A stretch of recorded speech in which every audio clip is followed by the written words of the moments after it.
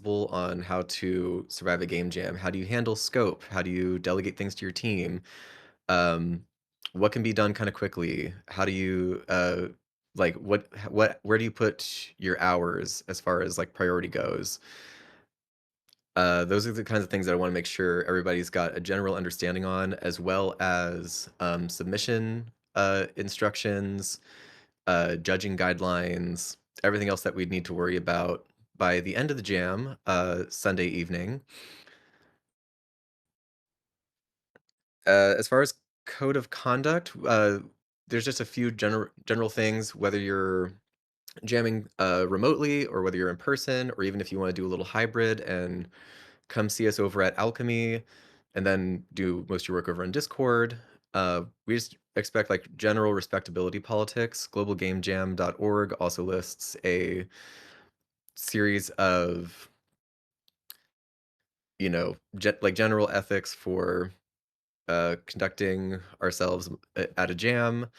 Those are most of the rules that we default to. If you have any questions or concerns, if you're uncomfortable with anything for any reason, again, feel free to like ping a moderator, or you can find anybody who's like on site that is helping run the jam.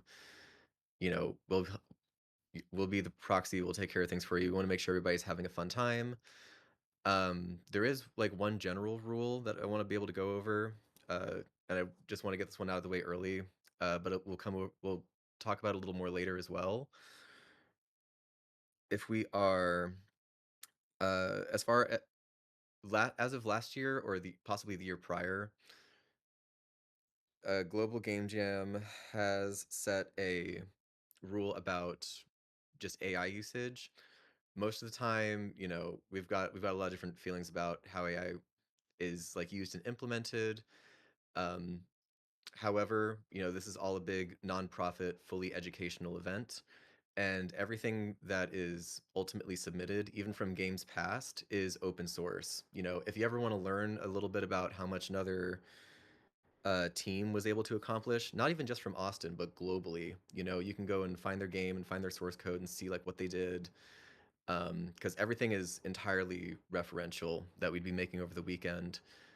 Um, to that effect, if you do use like any sort of generative AI for art or sound or just anything, even if it's just to like plug the holes of like what your team might not be super expert level at, that's okay. There will be a thing for citing your sources and saying like where Gen AI was used. And we would also recommend just like good developer ethics. Just post when you're submitting it in your about section what kinds of tools you used and for what purpose. Transparency really matters a lot, and those things do also kind of play a role in judging on some level. But the most we can ask people for is just to stay, you know, just to be like judicious about how we are posting things or about what we're uploading and how it came to be. So in general, like what even is a game jam? What's been happening with these? Where are we going with them? Well, years ago, it all kind of really started with a group of dudes who came together over a couple of days and just figured out how to throw a game together as quickly as possible. And then that just kind of started off this whole trend. Nowadays, there are jams that happen, year round that are hosted by people like all over the world. Global Game Jam just happens to be like the largest organization on a global level that that hosts a seasonal jam at the beginning of the year every year. Uh, the way that these work out is officially Global Game Jam does say that their jam starts for a full week, though every site can kind of like pick their battles and pick how long they want ours to go. For Austin this year, like with last year, we're trying to make ours just a 48-hour game jam. We want to be able to tell everybody to start at the same time and end at the same time. So we're all putting the same number of hours into what we're working on is like a little part of the challenge and a part of the fun. And a lot of people have jobs and school and things to worry about. So we want to try to not put undue expectation on people who might have other things going on in their lives.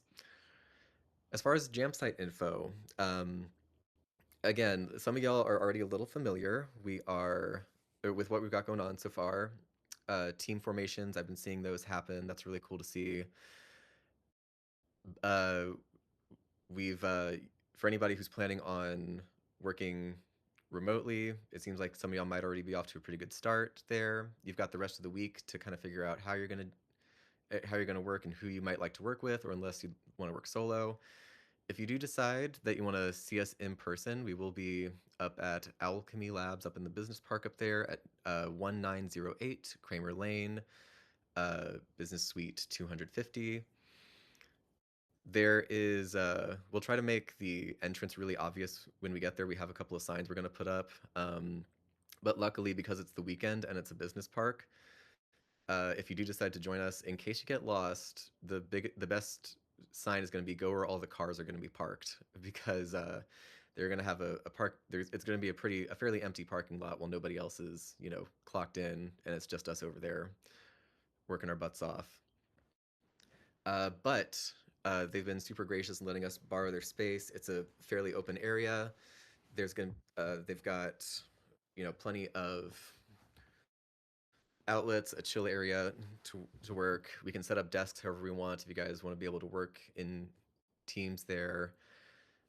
And any of us over at IGDA will be offering on-site support all weekend long. We'll try to make ourselves really obvious to flag down if you need anything. Overall, our schedule is going to be pretty much as follows.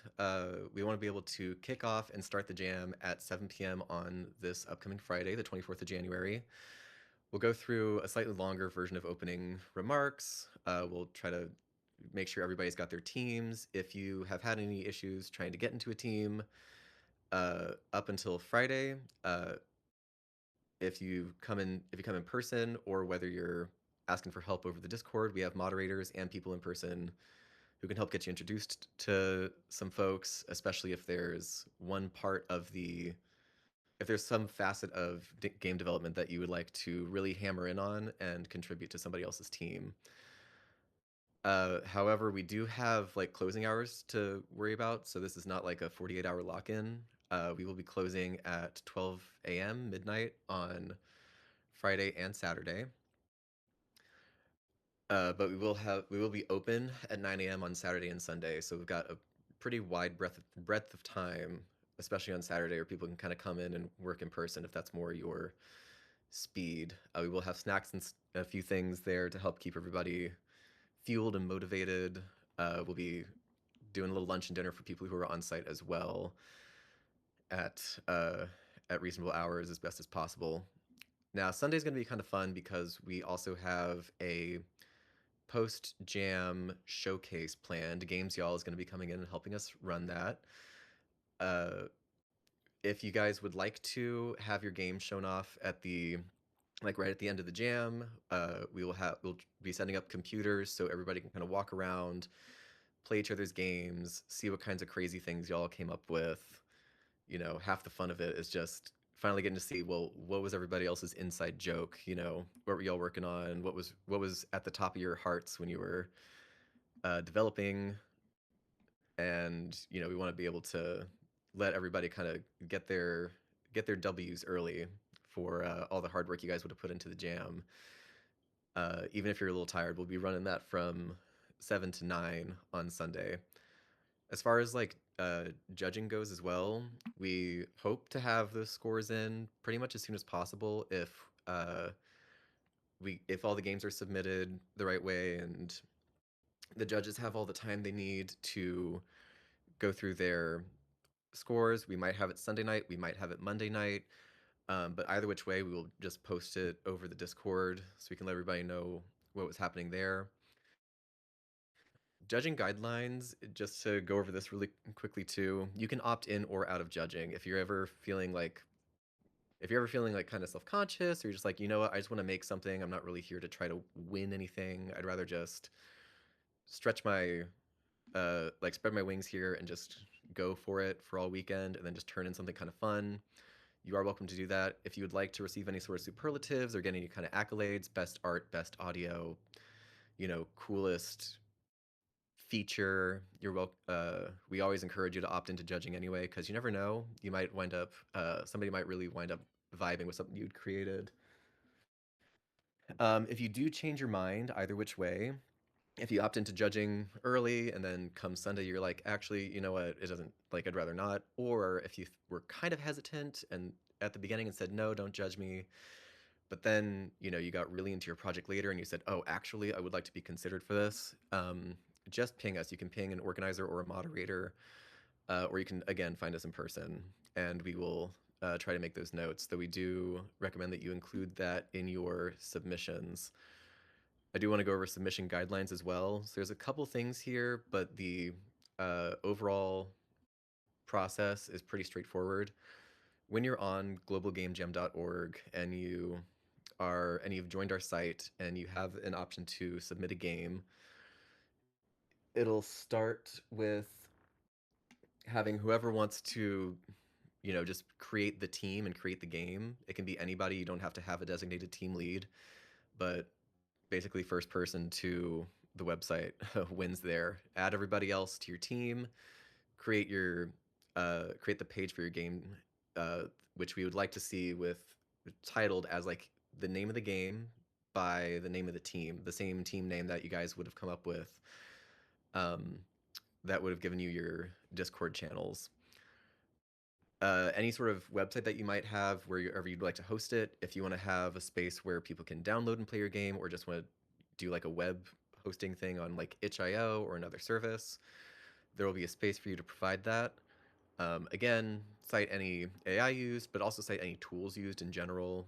You'll have some chances to write down like what types of tags apply to your game, what kind of genre is it, what are the like, is it 2D, 3D, is it a platformer or a puzzle game, or what's going on there. There's a bunch of stuff that you can check off your game easier to find through the website. Uh, make Including gameplay footage is a thing that we want to highly, highly recommend everybody does. And this can be accomplished at any time when you've got enough stuff in your game to show off. This can be as simple as you guys going from the menu screen to starting the game to game over, and like just show us your gameplay loop and have like a recording there. If you want to go even further, if somebody on your team is a video editing superstar and wants to make like a cool gameplay trailer or something really punchy, you are welcome to do that as well / instead. Uh, Also, the big part that I want to stress is ideally by like Friday or Saturday at some point, you guys would have had your page, like the pages set up for your games. We want you to have that set up early so you can also start to upload early. The cool thing about that is you can re-update your submission at pretty much any point up until our deadline, which is going to be at like in between 6 to 7 p.m. With that being said, like things always happen every year. It's totally okay if for any reason you cannot like get your game submitted like right up to the deadline. If you submitted an early version but you had to fix it, you wanted to, or if something else was just getting in your way because uploading to the site when a bunch of people the world over are uploading at the same time can lead to some issues. Um, just let us know. We can sometimes grant an exception under extenuating circumstances. We'd rather be, as transparent with you guys as possible, rather than just saying like, no, too bad you missed the deadline. But definitely like keep an open communication channel with us because we're happy to communicate with you and make sure that you are able to show off your game. So right now, I actually want to take a pause here because I got through the stuff that I wanted to kind of go through to get us started, but I do want to introduce some of the other folks who will be speaking with us today. We've got Jason Maltzen, co-owner over at Hidden Achievement, super expert, major game developer, has got a couple of games out there and runs his own Discord where people can test the games that they put out. Virginia Leo is a composer and sound designer over at Team Terrible. She's got a couple of really cool stories about working on game jam games that went on to get developed a little bit more over time and wound up making some mad money, which happens a lot. There's a lot of really cool jam projects out there that people were like really passionate about and wanted to fix up later. Alex Pickering has a great sense of humor and put together a really cool project solo last year that I was really excited about, and I wanted to have him with us to speak as like a general jam enthusiast and a coder. And one of our local superstars, Mr. Gunnar Clovis, lead recruiter over at House of How, has been working as like a dev for a really long time and has also hosted some game jams in the past. So I wanted to get these guys together with their combined experience to offer you, everybody else a few more ideas and a few other extra things to think about, from scope to management to resources to everything else in between. To get us started, let me stop sharing my screen because I would like Jason to take over. Hello. Um, Just making sure everyone can hear me. you are good to go, sir. Are you able to hear me? Yes, we can. Excellent. Okay. Just wanted to make sure Mike is working and everything here. So I'll start out with a little bit of my background. I started in AAA in 1999, so I've been making games for quite a while. Um, Went indie in 2011 after multiple years in AAA, primarily working MMOs in AAA.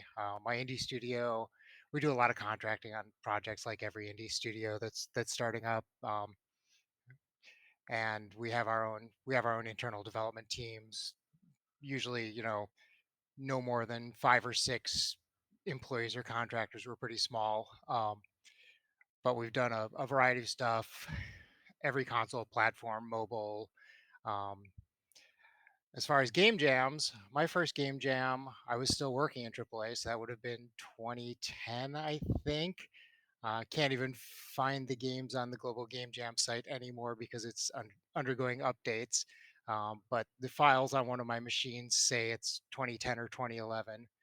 Um, so I've also been doing game jams for a while. I did, as a participant, as a jammer for several years. It was a nice break from AAA work to kind of go in and just make something small and fast rather than have the big production of a giant team.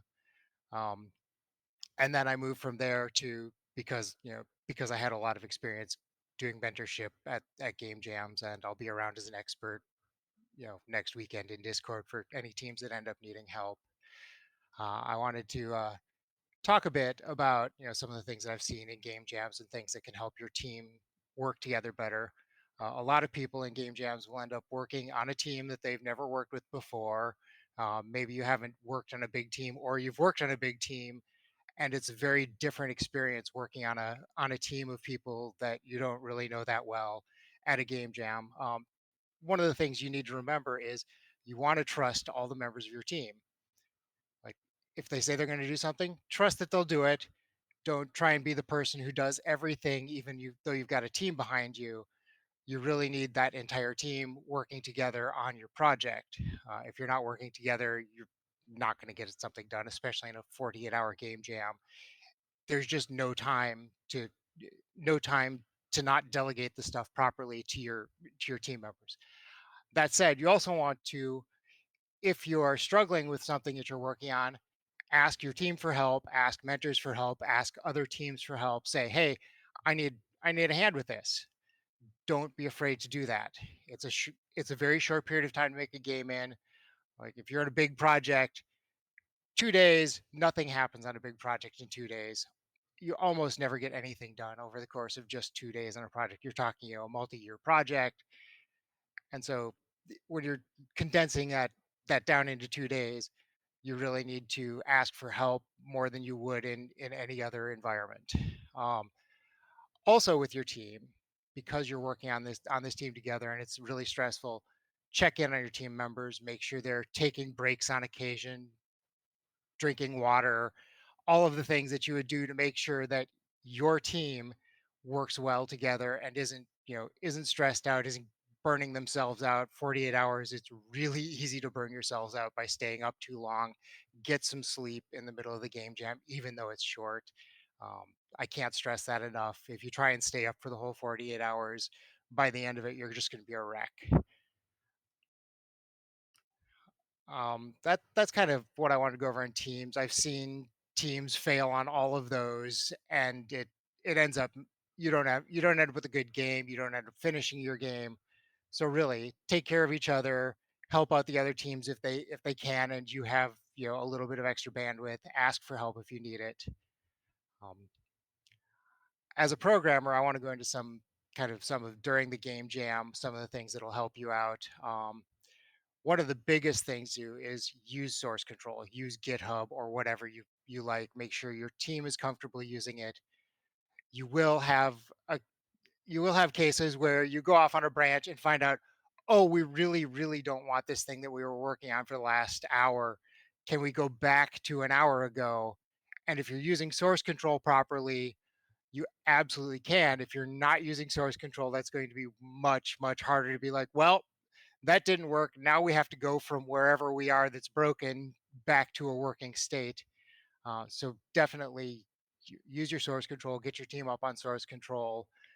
If you've never used GitHub or anything before, ask for help.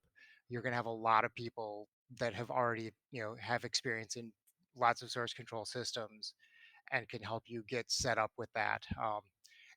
Programmers are most likely to have the experience with that. Um, but again, everybody needs to kind of know how to do that, especially if you're looking, if you're not in the industry, haven't been doing this for long. That's definitely a skill you're going to need once you go into actual like full on game dev as well, as opposed to just doing a short jam. It's very vital that you make sure you've got that source control. Um, the other big thing I want to talk about is the release flap. Victor talked about this a bit. You can upload during the course of the jam once you've got your team set up. Uh, as you get to the end of the jam, the global game jam server gets very, very slow. And this has been the case across every game jam that I've ever been involved with. Um, because everyone in the world is trying to upload their games at the same time to their server. So you need to make sure you leave time for that upload. Your game is because you're uploading your game and all of the assets and all of the source, it's going to take a while to upload. That's usually a couple of hours. Remember that when you get toward the end of the jam, that you need to leave yourself some time there. Yeah, you can upload after the jam, but obviously you want to get it in before the official end time. That's kind of the goal. Um, and on top of the upload time, you want to make sure you're able to prep your game for release before you do that, which is to say, it might run in the Unity editor, but when you export a standalone build, which is what everyone else would be running, it doesn't work right. And so you want to make sure you've got time to create that standalone build that someone else can run, that the judges can run if you're being judged, all of that, and make sure it works properly in that context as well as in editor. Uh, that's again, that's something it's important for the game jam, but you'll see that in even in AAA work where teams spend so much time working, the internal team so much time working on the project in Unity editor, Unreal editor, whatever, when they actually try and get it out of the editor for other people who are not on the dev team to build or not on the dev team to run, that it doesn't work, and then all of a sudden you have this panic of how do we get this into someone else's hands. That is a very important point. You really do want to make sure you spend some time on that. um, it helps if you do that periodically during the jam. Just you know export a build and try and run it that way. That way you're kind of keeping it maintained in a good state rather than veering off toward into some state where things aren't working. Because once you start having stuff that's only in the editor, only works in the editor, it's harder to extract that when you're running out of time. um, and again, like I said, ask for help from people. um, on all of these topics. Ask for help if you need help. You have plenty of people who have lots of experience doing that type of work and performing those tasks. I'm One of the things that I end up doing in a lot of my contract and work for my company is I end up working on build systems. Jenkins, if for those of you who are familiar, working on working on making those builds. So again, if you need help, ping me, ping other people, ask lots of questions. And I think that's it for my kind of my topics. I just wanted to kind of give you a general coverage of some things I've seen in game jams in the past that you should do and that will help your team succeed. You really do, want to work together with the people on your team. Make sure you have good delegation. Make sure you've got someone on your team who's kind of tracking where you need to go. You may not have a dedicated producer, but make sure you've got someone who's tracking. Hey, we'll need some audio for this. We'll need art assets. So we need to make sure our artists know which types of art assets we need. Um, and and make sure you take care of your team. And I think I will leave that at that point and let you go on to the next expert. Thank you, Jason. That was awesome. Yeah, one thing that you touched on that got me thinking, I do want to also highlight we will have, experts available like over Discord throughout the jam. We do want to have a window of time during at least Saturday where we will have some folks available to come in, and if you guys have any questions about like a certain part of the industry, or if you'd like somebody else to like test your game and see what you guys have going on, get some fresh eyes on it kind of early, we're trying to put some office hours together for some experts and advisors who can help you out with that. The more details on that are on their way later this week, but we'll have kind of a sign up page for that as well. So y'all can, we want to make this as much of an educational experience as possible, especially for folks who this might be like their first or second jam ever. Next up, I would like to invite Miss Virginia. Come on up. Hello. Let Hello. Hi, everybody. Can you hear me all right? Ma'am. Great. I have a presentation for you guys, which is very exciting. I worked on it really hard. I love presentations. I'm one of those people. What do I do then here? Blah blah blah. Let me just check everything seems good. I'm gonna go on better text readability just so you guys can see it. And yeah, I think we're ready. All right. Yeah. Yes, So, perfect. welcome to the Discord pre-jam session. My name's Virginia, and here is a little bit about me. If I can, uh, there you go. Yep, my name is Virginia Leo. I am a game audio professional, music composer, and sound designer. And I work in the industry since about 2020. Um, and I work on the Baby in Yellow. It's a crazy, weird Lovecraftian comedy horror babysitting game made by Team Terrible, and we have over 300 million downloads, which is absolutely bonkers.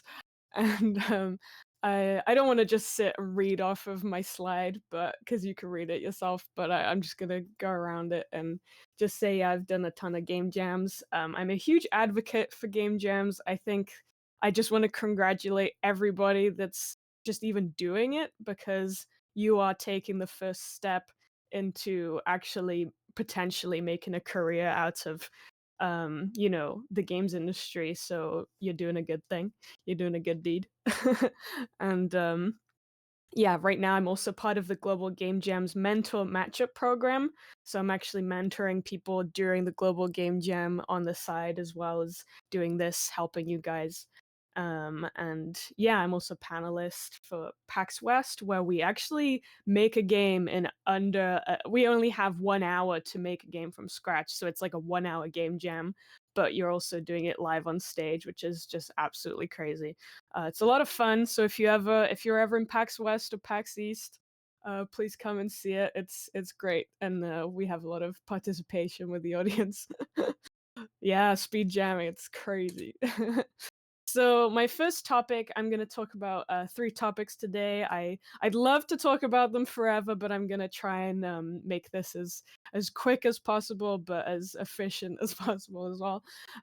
So I'm gonna be talking about game jam success stories, just to like really get you hyped, about the whole game jam process, because you should be excited. There's a lot of good things that come out of them. Um, One of the first games that came to my mind was Hollow Knight, and I think maybe you guys know it. It's a pretty big indie game. I'm sure some of you guys already know this game. Um, I don't know if you know this, but yeah, Hollow Knight came from a game jam from Ludum Dare 27, about 2013. The theme was 10 seconds.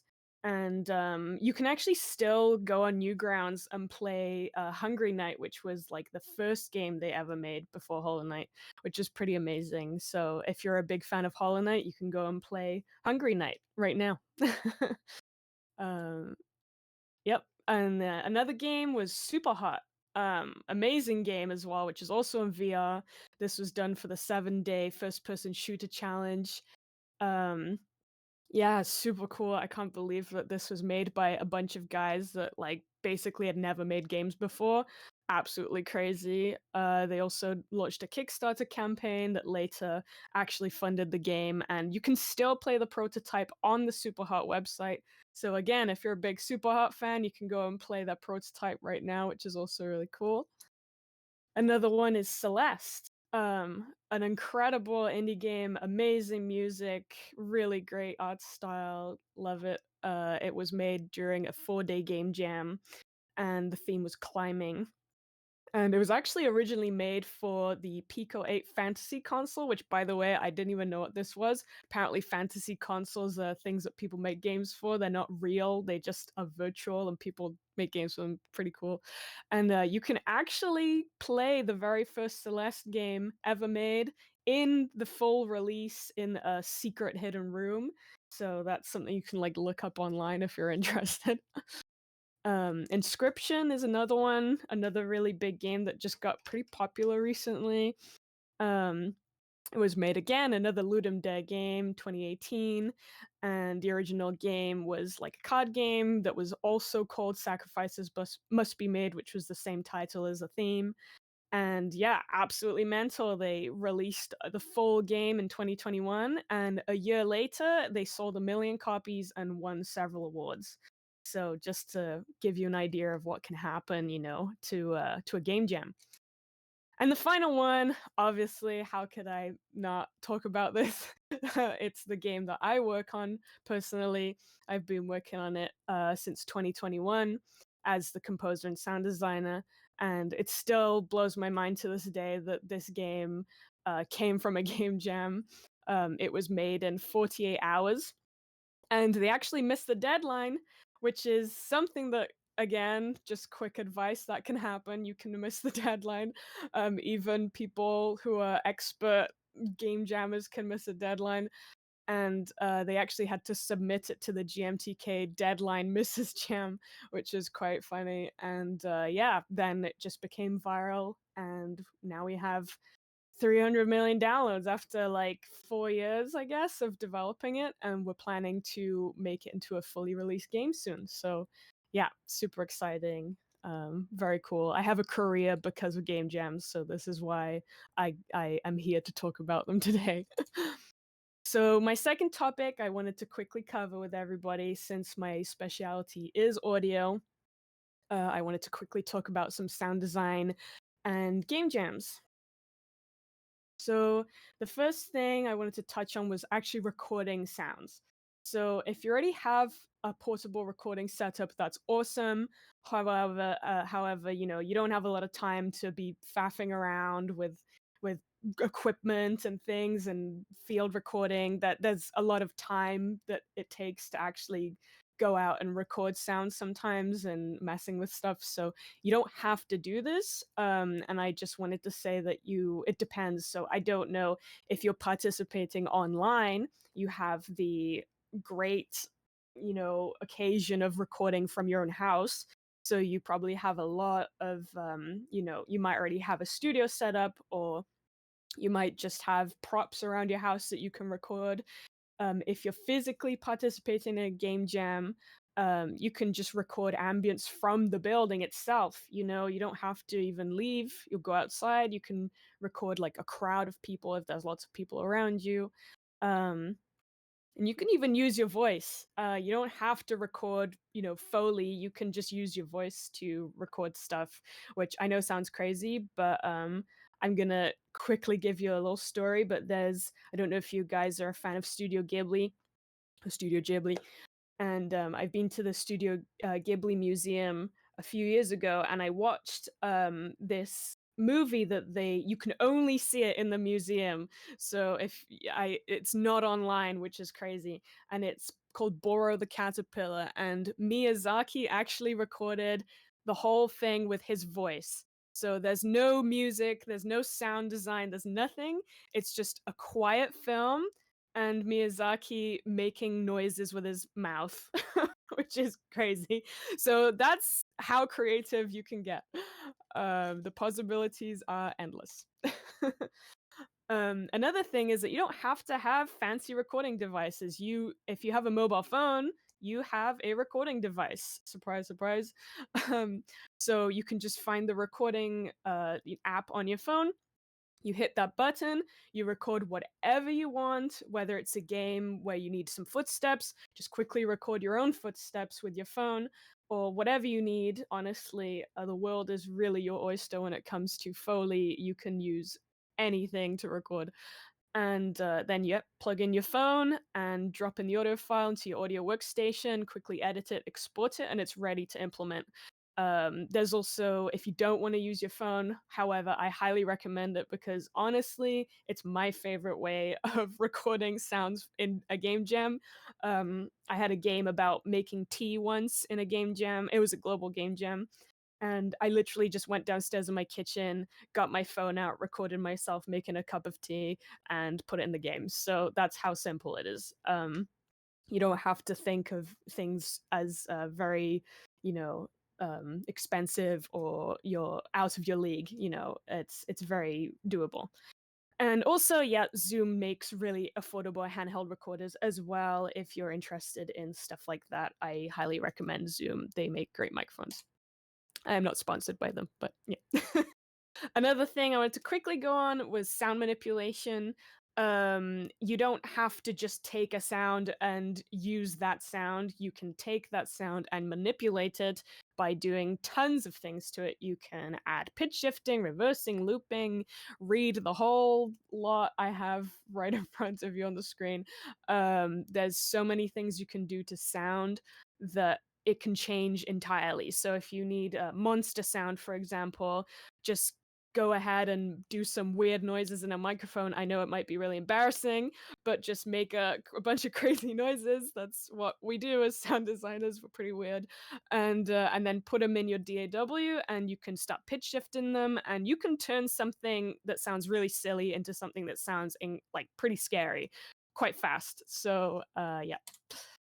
And a free resource for you. I have many, many free resources for you on this PDF, which I will share with you after later today. There are tons of audio plugins which are just absolutely free. You don't have to pay for a lot of these things. And here's a list of really great free plugins that you can use today or during the game jam. Which, yeah, I will share with you later. These are all hyperlinks you can click on. So, yeah. And again, audio libraries, if you don't want to record your own things, you can always use sound libraries. There's plenty of them. There's even Boom, which is one of the best sound libraries out there, used by many, many big professional studios. They have an entire library of free sounds. Sonos does GDC free sounds. They are really great. There's literally hundreds of them. Another cool one not everybody knows about is NASA. NASA actually has, I believe, they're copyright free. Just have to double check that, but I'm pretty sure they are. Really cool that you can get sounds from NASA and even put those in your game, which is crazy. And yep, have a look at the other things. That's free sound, which you can find assets on there. It's a pretty generic one a lot of people use. And BFXR is a really fun one if you're doing anything 8-bit.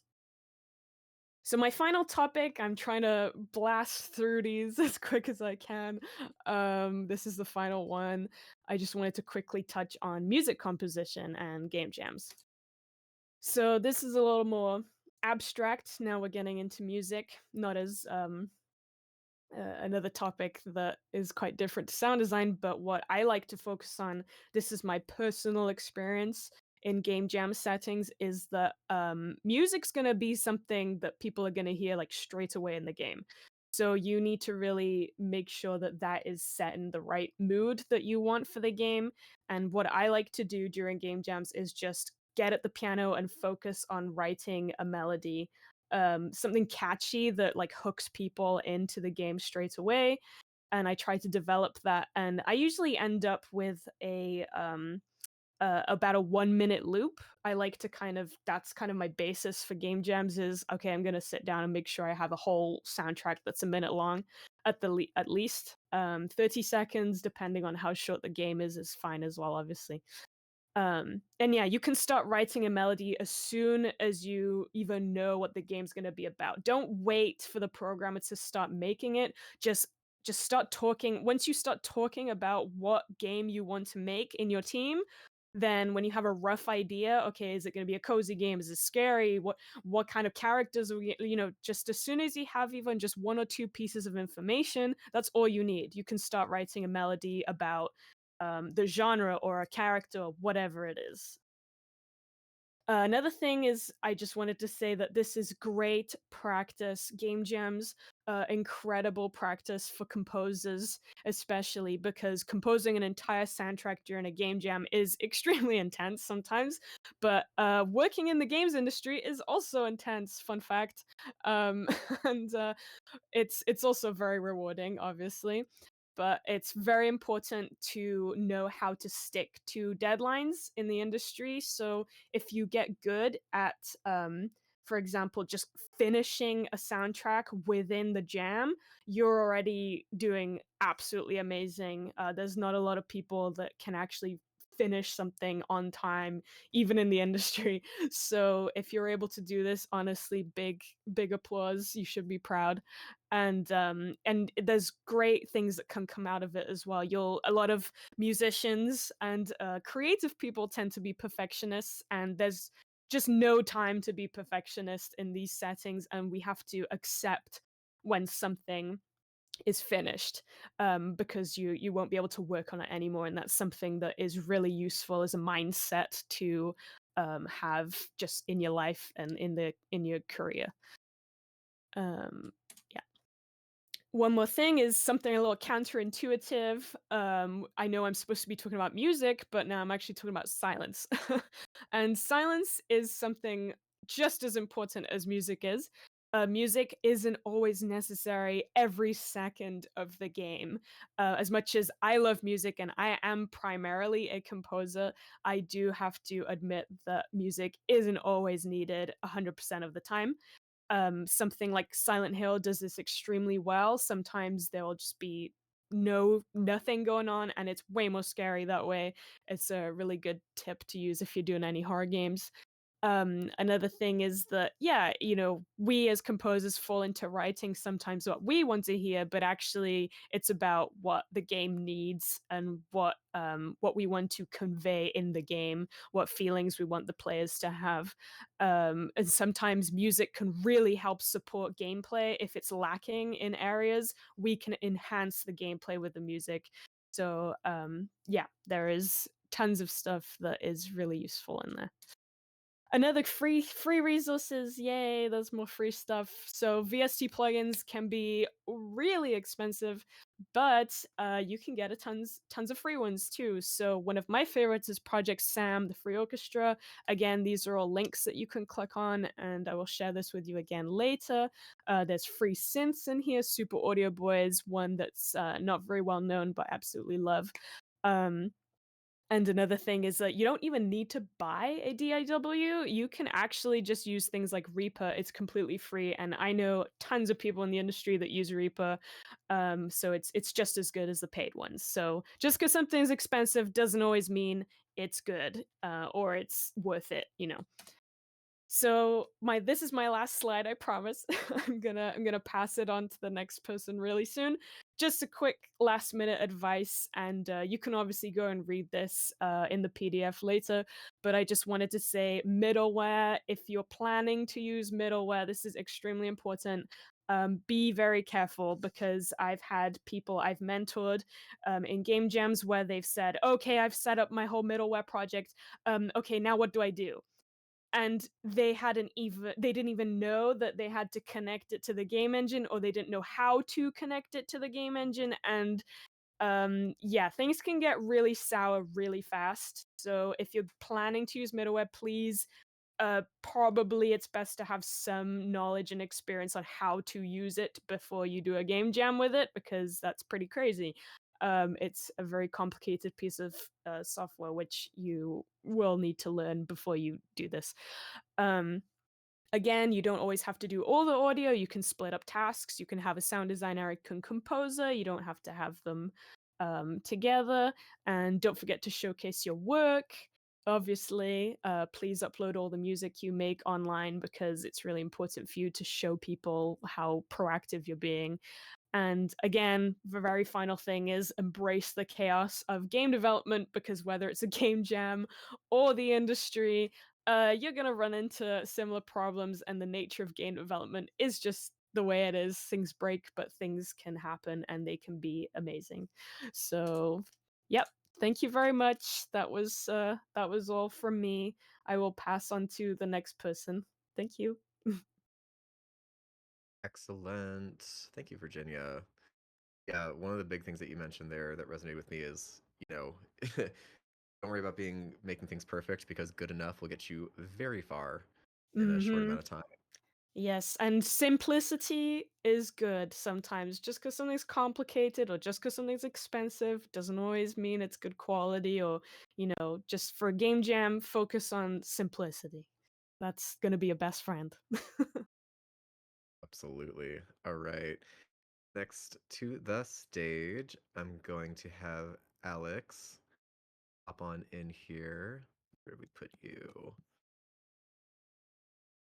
Yes, perfect. All right. Welcome, Hi, everyone. Alex. Can you hear me? Yes, we can. Great. All right. Let's see. Oh boy. I have not done this screen share thing like this before, but let's see if I can get it working. Okay, here we go.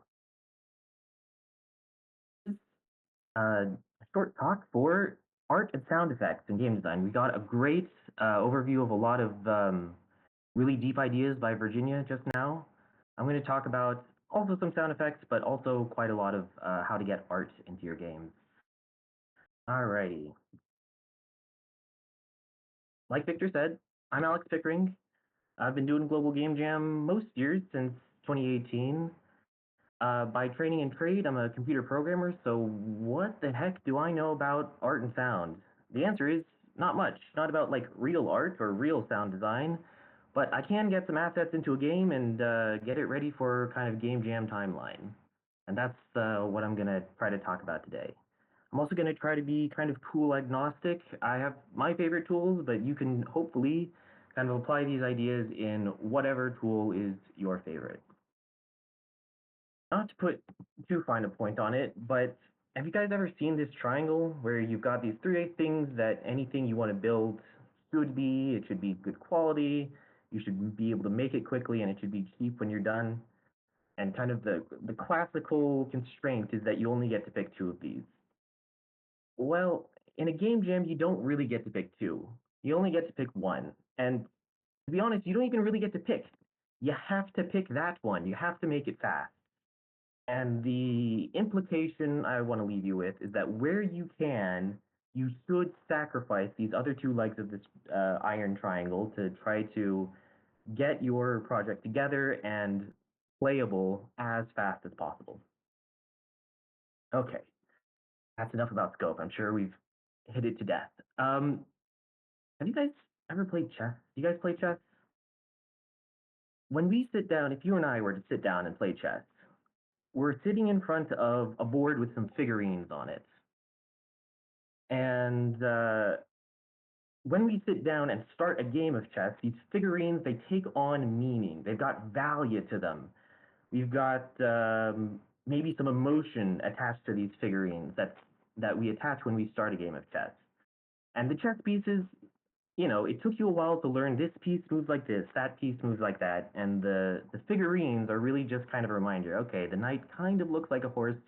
I kind of remember that association. The bishop kind of looks like the bishop's hats. I kind of remember that association. For a game jam game, your players don't have time to learn to play chess. You've got to be able to get them into a game, get them kind of comfortable with the mechanics, and get them to the experience, whatever it is that you have to experience, so that they can enjoy it. So don't be afraid to speak in the language of video games. If you've got a sprite that has red eyes, or a sprite that has the triangular angry eyes, you and I know what these mean because we've played games before, and you should feel free to be campy and cheesy and speak in the language of video games to get the player into your game faster. And that's kind of what I mean by serviceable art and sound effects. It doesn't have to be good. It doesn't have to be, a piece of art. It just has to be enough to get the player in so they can experience your game. And the number one tip, I guess, that I have for getting serviceable art and sound effects is to beg, borrow, don't steal them. Make sure you've got licenses. But the Creative Commons search is a great place to find that stuff. The search engine, you can search all sorts of platforms. A lot of them have filters for how to find Creative Commons assets that you can just grab, throw into your game engine, and keep moving on features or gameplay or levels or whatever else. Okay, I don't want to spend too much time doing like pie in the sky, this is how you could do things. So let's go through some like concrete examples of how do you actually get games in. This is my hot tip for asset flipping stuff into your game. First, you pick any old color palette, make sure it's monochrome. You pick any old game art that you like and you want to put into your game, and you recolor it. You don't just recolor it, first you got to grayscale it. Otherwise, it'll look a little bit off. After you grayscale it, you recolor it, and bada bing, bada boom, you've got kind of reasonable art that you can throw into your game.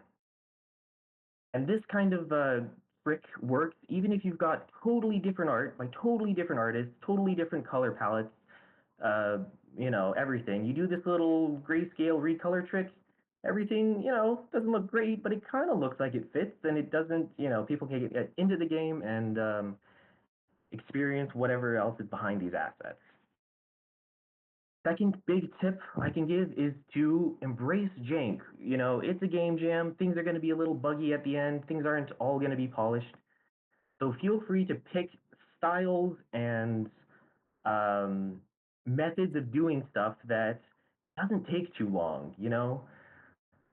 If anything looks too polished, it might even stand out. You could spend a whole lot of time making a beautiful running animation, and it'll look great. You throw it in your game, it'll look great. But maybe you could get most of the way there by just jiggling its sprite up and down a little bit. And if it gets the impression across to the player, that's good enough.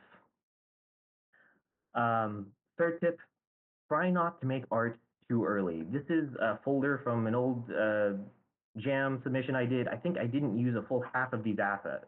I just got very excited Saturday morning with my photo editor and was making stuff for features that were not implemented. If you can, try not to spend too much time on stuff that's not in the game yet. Otherwise, you're going to end up with like all sorts of assets that look like they should do something, and the player might even run up to them and try to use them, and you just didn't have time to implement them, and you didn't have time to cut them out either. So if you can, try not to make art for stuff that's not like in the game and working. Okay, same thing. This has been a lot about art. Let's talk about sound effects a little bit. And I thought we'd play a little game together. If you're just listening in and doing laundry or dishes or something, come back to your keyboard for a second. I've got some sound effects for you. I'm going to play them, and I want everyone to jump into the chat and try to guess what this sound means as quickly as you can, so you don't see what other people are guessing. Okay? So here we go. Here's the first sound effect, if I can find it. Hello? There we go. Here we go.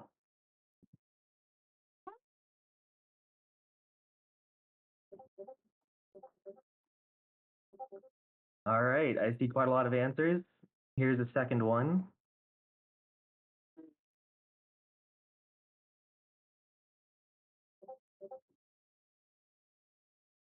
Okay, I see a couple of them.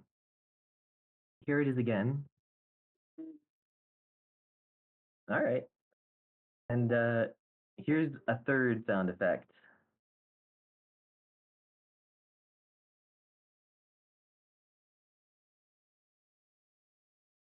What could that one be? Silence? Uh-oh, here we go. One more try time, maybe.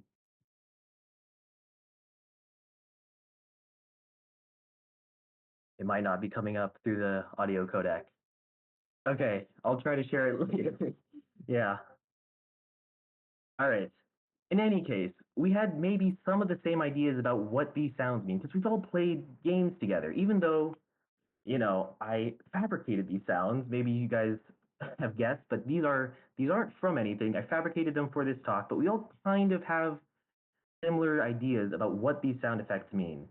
And this, I'm just trying to say, don't be afraid to like make sounds like the things you've heard. If you can communicate to the player through your sound effect, they're usually quick to make and they can communicate quite a lot. I want to do some similar non-pie in the sky stuff with like how do you actually make it. So all of these examples are in a program called Super Collider, although you could do them in Audacity or your favorite audio editor of choice. For any sort of positive feedback, I usually start with a little sine wave, sound something like this.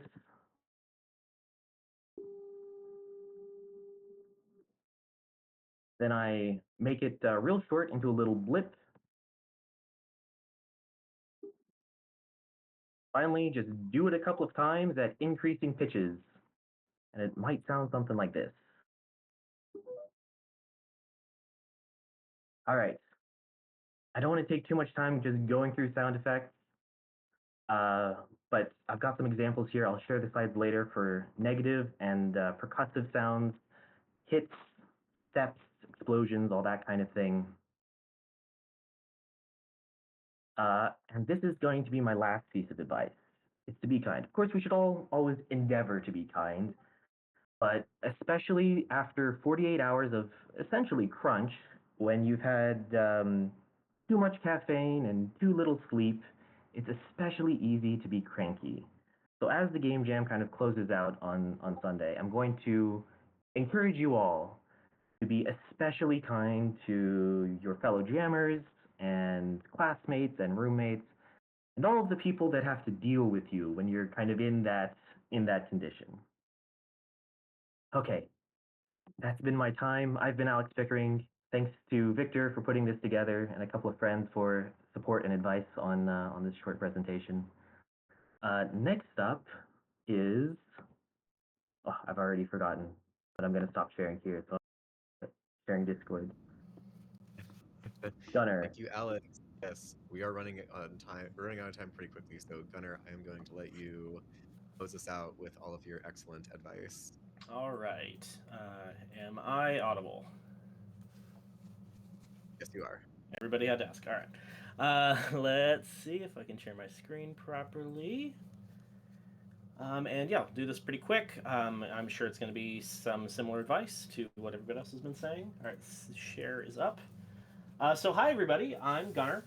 I'm a professional dad and game developer. I've run a lot of game jams. I've participated in a lot of game jams. I've made hundreds of small games and prototypes. I've taught programming in game dev. I've been working in games as a game programmer and or designer my entire career, although I now work on the management side of games, doing business operations, admin, finance, HR, recruitment, and so on for a mid-sized remote game studio called House of Hell. And our magnanimous host Victor asked me to round off our set of speakers for this 2025 Austin, Texas Global Game Jam by speaking a little on scope and expectations. So, what can you expect? What are we doing? Your mileage may vary, but many people come into game jams with great expectations, hoping to win the jam, maybe snag a prize, form a rock solid team of teammates for years to come, dream up the best idea to innovate game design, and make a game that, after the jam, they can refine and publish to the world to great financial success. Like Virginia was talking about, lots of other people have done so, right? Super Hot and Baba Is You, Celeste and Inscription, all sounds familiar, so why not you? It's possible, particularly if you're already a very experienced game developer, like the developers of all those games were for the most part. But I don't think aiming beyond the jam for such commercial success, or even aiming for the top spot in the jam, is the right way to approach things. Never mind that this is like a one in a million type interaction. In my experience, the people who often win game jams are not the most try-hard devs in the batch, but usually the ones having the most fun. So, regardless of how you're coming into this jam, I sincerely ask that you simplify your goals and expectations for the jam to two things. One, have fun. Two, learn something. Anything beyond that is a stretch goal, in my opinion, even making a functioning game. However, I would tack 3, make a playable game, as the third most important goal. And regardless of your experience level, you absolutely can walk out of this year's Global Game Jam with a complete playable game for your portfolio. Not everyone does. Many game jam teams implode and don't ship a game, especially the larger ones full of newbie devs. That isn't the end of the world if you had fun and hopefully learned something, but it is still avoidable, and I want to give you a plan for shipping a game, even a fun game. And the secret trick that doctors hate me for is managing scope. Not that one. As you're likely aware, the scope of a game is how big it is, how complex it is, how many features it has, how much content it has, and how long it will take to develop, especially to develop well. It's a tale as old as 2005 that the majority of beginner game developers scope way too large. It's a trope that beginning game creators often want to make huge RPGs, MMOs, or other super big, super complex game ideas. It's logical. People start making games because they love games, and they want to make the awesome, ideal games in their imaginations that they want to play. But this is not a good idea. I've seen dozens, if not honestly hundreds, of game devs bounce off game development because they bit off more than they could chew and couldn't finish even their first project, demoralizing them. Trying to make a huge RPG with a small, inexperienced team is a bad idea, regardless of where you do it, but it's an especially bad idea in a game jam. A game jam has a time limit, so no matter how many times you've heard it before, scope small. If you have an initial idea, cut it in half. RPGs, adventure games, and strategy games are big no-nos. And I know this advice can be annoying to many people, but remember that good advice is usually annoying. That's why moms are moms. But also remember that in game development, it's much easier to add than subtract. If you're a first-time game developer, as many game jam participants often are, my advice is to make Pong. I'm serious. And actually, outside of game jams, I highly recommend that all game designers make a Pong variation and a chess variation at least once. But seriously, I'm super serial. For game jams, as a first-time jammer, try to make Pong, or Brick Breaker, or Dig Dug, maybe Pac-Man, Snake, Asteroids, or Galaga, some other old classic arcade game. These are good, appropriate scopes for a game jam, especially for a beginner. Your goal and expectation for your game jam game should be something short, tight, and polished. Generally recommend a 1 or 2 minute experience. Seriously, those often win lots of game jams in my view. 5 minutes at the most, maybe. You should not be trying to make a 30-minute plus gameplay experience. A 48-hour game jam is not the right format for that. There are exceptions, of course, but these are generally good guidelines for beginners especially. And all these old arcade game archetypes have lots of tutorials to show you how to make them in almost any engine. Find one that works for you, learn from it, and then add on to it. Change it and make it your own. Like I said, it's easy to take a working, simple game with a small scope and add onto it later, adding more features, more ideas, more mechanics, more levels or enemies or art or music or complexity. And it's hard to cut down a complex game with a big scope that's not working. Okay, if you heard that, my cat decided to jump onto the highest bookcase and knock stuff down. But yes, it's hard to cut down a complex game with a big scope that is not working, and it hurts. Killing your darlings is a key skill in any creative pursuit, like writing your game dev, but it's hard and it sucks.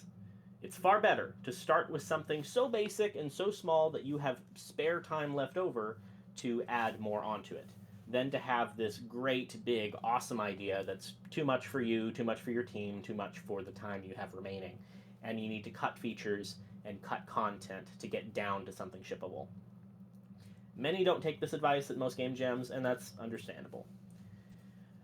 Remember that scoping and finishing are the hardest parts of game development. Nobody's expecting anybody else to be a master at this. This is very important but difficult skills. They're the two most core skills, in my opinion, in game development. But they're also the two core skills you practice by doing game jams. It's a big reason why game jams are really awesome. They're the perfect practice ring for getting started in game development or bringing your skills to the next level. But the most important thing is to have fun and learn. And that starts with having a small scope to set yourself up for success. But let's make this a bit more tangible, as you have 48 hours to make your game. And there's a formula for how you can make the best game jam game you can. It's called the 444 rule. So that's 4 hours to create the core of your game and 44 hours to polish, popularized by Rami Ismail, creator of Nuclear Throne and many other great games with Flambeer. This is a simple idea that boils down optimal process. This is harder the less experience you have, but ideally you should try to spend only 4 hours or so, half of the first day, actually creating your game. This means making the basic mechanics that make your game playable, creating basic player movement, the basic core interaction, making basic enemies or obstacles, and whatever goal the player needs to achieve. If your game idea is too big to be done in 4 hours, it's probably too big for a game jam, or at least not the optimal game you could be making. This gameplay loop you make in 4 hours or so is your MVP, or minimum viable product. This is a very important concept in game development. So that means you make your core mechanic and gameplay in the first half day, and then spend the remainder of the jam making the game polished, juicy, nice to look at, and fun. I recommend getting feedback from playtests early and often, and then adding pretty stuff like music and sound, particle effects, tweening effects, camera movement, one of my favorites, more particle effects, smears and trail effects, squash and stretch, glows and lighting, even more particle effects, level and menu transitions, leaving trails of destruction in the wake of the player, and so much more. There are plenty of resources online for how to add polish, juice, and good game feel to your games. And I'm happy to give more specific practical advice later before or throughout the jam. But remember that the balance between polish and feel versus basic mechanics and gameplay loop should swing wildly towards polish and feel, as the 444 rule indicates. Your goal for making a great game should be maximizing awesome per second. Like I said, a 1 or 2 minute gameplay experience that's really fun and really polished is way better than a 20 or 30 minute game that's kind of bland and meh because the time went into content over polish. Maximize fun and polish, do not maximize length, size, or scope. To bring it back to something tangible again, here is a basic timeline I'd recommend for a 48-hour jam. So just for a way to prioritize things if you don't really know how to start. So this will vary depending on if you're a solo jammer or on a team. Like I alluded to at the start, I really recommend keeping team sizes small. 3 to 5 people is ideal. It seems like the more people you have, the more you can get done, but communication is another really important skill in game development, and it's harder the more people you have. It's just like exponentially harder because it's more interactions throughout the team. But here on this timeline, you get the theme, come up with your idea from the theme. I wouldn't spend more than 10 or 20 minutes on this in a 48-hour time cycle.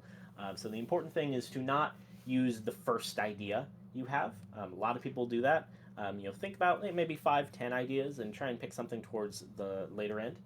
A good trick for coming up with like an original and more fun and innovative interpretation on a theme is to look for synonyms or homonyms, homophones, alliteration, rhymes, slant rhymes, etc.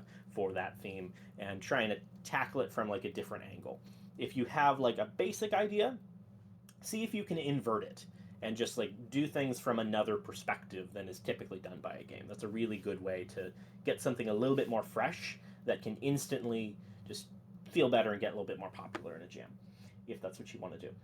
My next piece of advice would be to write a plan. Another thing I wouldn't spend more than 10 or 20 minutes on, but you want to break everything down into checkbox steps. So just as small as baby steps as you can. Writing checkbox steps is a key hack for human psychology. It's a great way to pace yourself and kind of reward yourself for progression and keep your kind of spirit up. So we as humans, we just feel more accomplished and more motivated if we can cross off small steps and we see, like on a piece of paper or an Excel doc or something, the accomplishments we've done so far. It's really, really great. And then, as I said, maybe 3 or 4 hours working on that core gameplay loop. So that's the player mechanics, the movement. It's a platformer that's a little bit more complex than most arcade games that I was talking about, but also still fairly reasonable for a game jam if you have programmed before. So you do your jumping, you do your shooting, whatever basic mechanics you have, and then you do the goal. So whether that's racking up points before dying or getting to the end of a level, trying to move some type of sprite object to another thing, and that, the actual interactions of game objects, there's only really a few ways they can boil down, but they can represent like infinite number of different themes. Whether that's cooking or any number of silly things you can get when you're really just like moving sprites from one area to another area. Like that's the basics of what a video game is. And then having some kind of basic obstacles in the way of the player towards their goal. If you can get all that done within the first half day, like you're in a great spot. And then I would highly recommend you export a build. So exporting playable builds or exe files throughout development is a huge recommendation for me. This keeps your project safe, so if something catastrophic happens, you always have like the last build that you can go back to. But it's not just for safety. I really love doing this because it creates a playable timeline of your game. So you can say, oh, here's the game when I just added movement and it's all, ugly programmer art, just like boxes moving around on a screen. And here's the game with sound, here's the game with art, here's the game with more levels and with this bug fixed, etc., etc. Having those kind of iterative playable builds, super fun to look back on in a week or a year. And if you decide to make a YouTube video devlog or something about your game, this is perfect because then you just like literally have something you can pull up, little snapshots, playable snapshots of your build throughout the jam or development, which I really recommend. And then I would recommend you jump on adding music and sound. I think music and sound is way more important than art, personally. Both are important, of course, really, but try and play like a game, like even a beautiful published AAA game with the sound off, versus play a really simple game, a game with simple art, like, I don't know, Thomas Was Alone, something that's just like boxes with the sound. And I think you'll find that the simple art with sound is much better than beautiful art with no sound. Sound is a really important tool in your arsenal as a game designer to indicate to the player everything that's happening. So that's, I would have a sound effect for almost every interaction, every button press the player can do, every way that two game objects can collide or interact. I would have a different sound effect for that. And as Virginia was talking about, there's a lot of different resources for this. There's online resources, but I personally think it's really fun to make your own sound effects using something like BFXR, a free tool that makes like very chiptune 8-bit type sound effects very easily, all for free. Or, as she was saying, you could record sound effects just with any microphone, your phone, whatever it is. Just record, mouse sounds. That's another thing I'm a big fan of, or whatever it is. And as was also mentioned, one of my biggest hacks for adding quick game feel to your sound is to vary that pitch randomly. So it was also mentioned, like, there's all this different audio manipulation you can do. The most important one to me is that pitch variation. So, like, I usually vary, this is like usually one line of code in almost any game engine to play a sound effect, but vary the pitch up or down like 5% or 10%.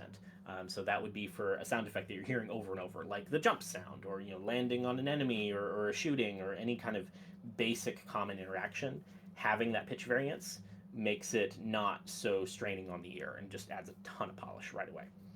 And then, sleeping is very good. There's different philosophies about this. I generally fall towards try and do stuff in a very measured way. You're not trying to maximize the 48 hours generally of like waking hours you're working on the game, because you're going to make more mistakes then. If you crunch and work overnight, you'll get stuff done, but then you're not going to get remotely as much done the next day.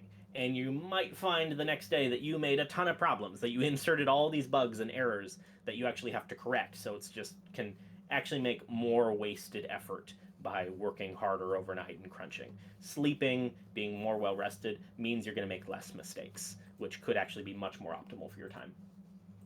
And then continuing, you added sounds, export another build. Like I said, keep doing this every time you add something significant, and play test early, get feedback. And then, as I said, I would prioritize personally sound over art, but then art's very important. Next thing after that, swap in character art, enemy art, whatever it is. Like it was said, embrace jank. Game jams often have like kind of a funny, goofy, quirky vibe to their games because it's all kind of slapdash, and that's perfectly great. Almost everybody likes that. But still, remember to keep it simple. A simple color palette is a really big tip, as was mentioned. There's a lot of great resources like I think it's Adobe Color or coolers.co, colors but with the two O's. Those are really great resources to just like generate a color palette. There's also a lot of pre-made color palettes you can do. That is one of my biggest tips as a non-artist personally, to just make your artwork not really kind of just look better. If you have an artist that's dedicated to your team, of course that's way better. But if you're a solo jammer, I would focus on that, like simple graphics, but communicating your ideas with understandable shapes, as was mentioned. Sharp triangles and angles for enemies and damage, and then soft round shapes for healing items and that kind of thing. Whatever your genre is, there's still a lot of shared human language you can use. And then export a build again, get more feedback, take a breath, maybe sleep, and then the majority of the jam, which is adding polish, I would of course call improving your art and your sound under the umbrella of adding polish. That's not your core gameplay. Core gameplay should hopefully be all super done by this point. But all those kind of game feel aspects I mentioned. Particles, huge one. Almost every game engine has a really great, easy to use particle engine. And I would, you can definitely go overboard. There's definitely such a thing as too many particles, but you should try and straddle that line, in my opinion. It's another like easy way, like sound effects, that you can just communicate more information to the player, reinforce to the player that their input is being recognized by the game. Add this viscerality to the game, make it more intuitive. Particle effects for jumping and for landing and for shooting and for dying and for every little interaction. They can be more subtle. They can be, blend in with the background more, but just add a little bit of life and motion to the game with relatively little effort. Sound effects, as I mentioned, tweening and camera motion are another of my favorite kind of quick things you can add to a game under a tight time limit, and make a game just feel a lot better right away. I'm actually most used to doing 3-hour game jams or even 1-hour game jams, like Virginia was mentioning. I think those are super fun. But that's definitely like shrinking all this down to just like a very MVP state. And then, of course, exporting build icon, and I would really recommend everybody puts an icon on their game. So if it's a Windows build with an exe, You don't want that like default Unity icon, default Unreal Game Maker icon, whatever it is. You can go into the settings of your export and swap it in with just like, your character's face or something. Just something simple, even just a triangle. It adds so much more appeal and professionalism to your game. I think it has a really big impact for such a simple effort. Having custom naming to the window title, so it's not just like made in the game or whatever the default is. And I really prefer for games to have a default full screen, or at least an option to go full screen. Personally, I think it makes it just like it makes your game more immersive. It just feels a bit more done and complete. I put menus at the very end of this chain because I think menus are something that can be skipped in game jams. I feel like there's way too much time spent on menus in a lot of game jam games that could have gone to improving the gameplay, improving the polish. But if you do have time left over because you made such a perfectly small scoped game and everything's going great, I would prioritize a settings menu over a main menu. Main menu really isn't achieving that much generally. Usually, most people are only going to interact with your game jam game practically for a few minutes. So you could just have some splash art, I guess, and a click through main menu, sure. But I would prioritize that settings menu if you have the time to do simple stuff like maybe a volume slider for music and sound effects, or you can mute it. Maybe if you have some time to add some like very basic accessibility features, that can be cool. But again, I would put that at the very bottom of your priority list after your gameplay loop and your music and your sound and your art and polish. And those are my basics, my big ideas for a 48-hour game jam. So those big ideas are to have fun, learn something, scope small, cut down when you have to, write a plan, make a simple MVP quick, remember that less is more, export and playtest often, dedicating the majority of time to polishing, and again, have fun. That is my part. Victor, can you round us off? No, I'm kidding. Yes, thank you so much, Gunnar. Yeah, my favorite bit of advice. He said he's brought up the Pong bit before. I always say, go back to game design 100. If like when in doubt, make a space shooter, make something kind of simple. If you've done something like before, maybe you can kind of iterate off of things you already know. You might find out some fun new things while you're working on it anyway. It's it's a good thing to keep in mind, especially when you're worrying about trying to time yourself. The last thing that I'm going to do after saying thanks to everybody for being here, thanks everybody for being here, by the way, is share our theme. For anybody who doesn't want to know, you can bow out right now for the next like 10 to 15 seconds. I want to make sure that my settings are good, just because I have noticed in the chat that we're having some issue trying to see some things. I also want to stress, as long as our recording comes in right, I'll do a little bit of editing magic and put up this whole talk on our YouTube later so people can review it and we can see everybody's beautiful slides that they worked super hard on. But I'm gonna try to get a thing here, and please somebody tell me if you can see my screen right now while I try to find my way into the thingamajig. Still loading the screen share, huh? Okay. This is like the extra fun part. Might try to restart it. Okay. You take a look, see here. See what we can do to get this up and running. If it turns out that it's just not going, I will provide a link to a reveal video.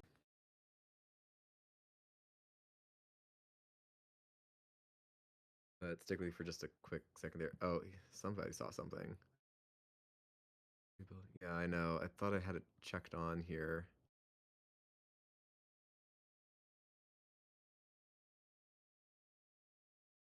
Case is right. It is on YouTube. The theme reveal is kind of in the middle of this big thing that IGDA or that GGJ had put out uh, like, earlier in the last couple of days. Let's see here.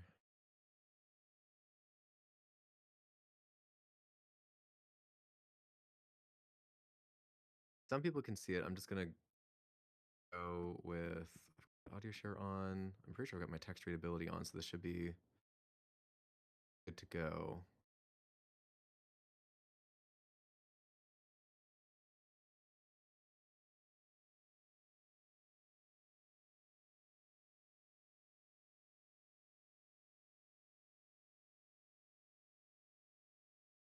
Good. Okay. I kept the quality kind of crappy on purpose because I didn't want it to like just, crap out on anybody. But I'm just gonna go ahead and do our theme reveal. And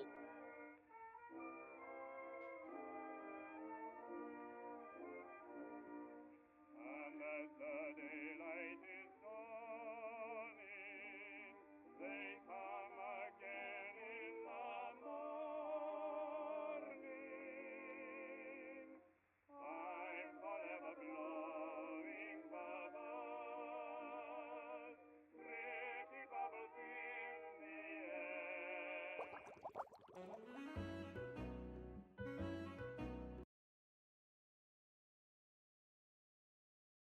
That's right. So the theme this year is bubble. And what's kind of funny, ugh, darn. Okay, well, we're just gonna talk about the theme for a little bit. The theme is bubble. It is entirely bubbles. It is Dory with bubbles. Um, it is any kind of bubble you want to be, right? It can be literal soap suds. It can be like it can just be about like text bubbles.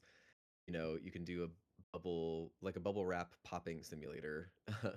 Like the possibilities are quite wide and numerous. So I wanted that out there just to get people kind of thinking, if you and your friends have an idea for the jam and you want to kind of plan out a couple things that are relevant to the theme, leading up to Friday, you are welcome to do so. By all means, we just recommend slash request kindly that everybody hold off on any actual production until we get to the kickoff so we can start everybody on the same timer, basically. I love seeing what we've got going on in the chat here. Yes, bubbles everywhere. Look for inspiration, look for fun ideas. But we're going to go ahead and start to call it here.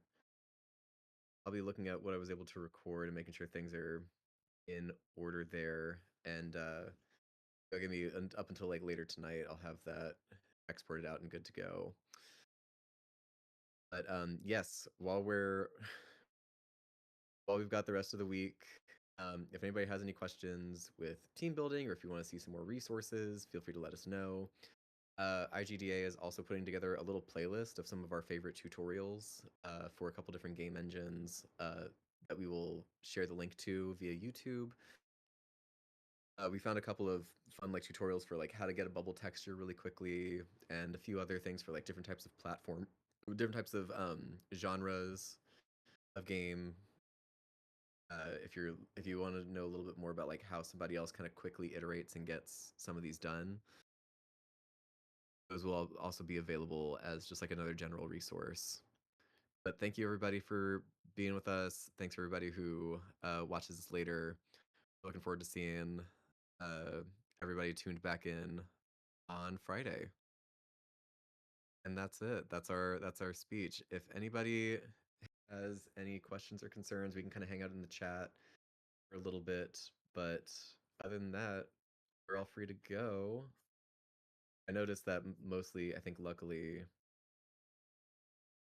a lot of our feed today was just people hanging out and letting us know if something was broken.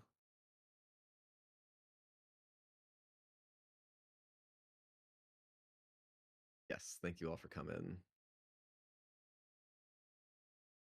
Be sure to have as much fun as possible.